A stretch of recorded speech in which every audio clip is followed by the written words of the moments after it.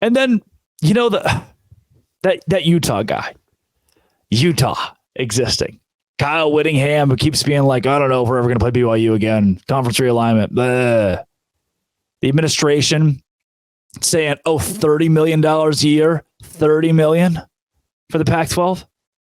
How about $50 million? And then afterwards being like, yeah, well, you guys must have never negotiated before, suggesting to George Kliavkoff that $50 million is where they, yeah, well, we've got people telling us that it's $50 million. And there's never anybody ever actually evaluating the Pac-12 at $50 million per team. That's nuts stuff, man. We brushed over the fact that Utah truly helped bury the Pac-12. That Utah was like, yeah, we want more.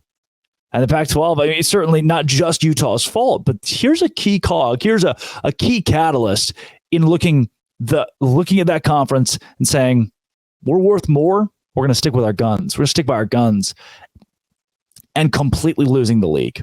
That's what happened. That's what's happened to Utah. And now they're coming to the Big 12. We give them a vote in the Big 12. All right. Hopefully they're not the swang vote. Hopefully we've learned our lesson, and maybe this is something that Utah fans can take to heart. Will the Big 12 trust Utah? Will the Big 12 trust Utah? Will Big 12 members look around and be like, yeah, no, we're gonna have Utah help push the needle on stuff. We're gonna have Utah be a real key player here from an organizational administration standpoint. Utah is going to be somebody we lean on.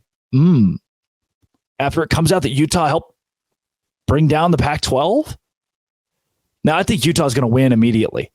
Utah is set up to win the Big 12 in year one. I said they weren't about a month ago. I said, hey, they could. Now they look as dangerous as anybody else because nobody really looks dangerous.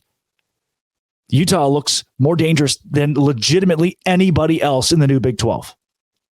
They're the only one-loss team in the new Big 12. Yeah. So I think Utah can compete immediately. But from an organizational standpoint, will they be taken seriously? If they're the ones that killed the Pac-12, that's an interesting conversation. So what do the new guys bring in? What does Utah bring in? Wow.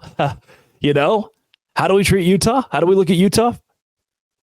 I don't know. They get a vote just like everybody else. They'll get a vote just like everybody else. How did that work for them in the Pac-12? Take everything Utah does with a grain of salt, please.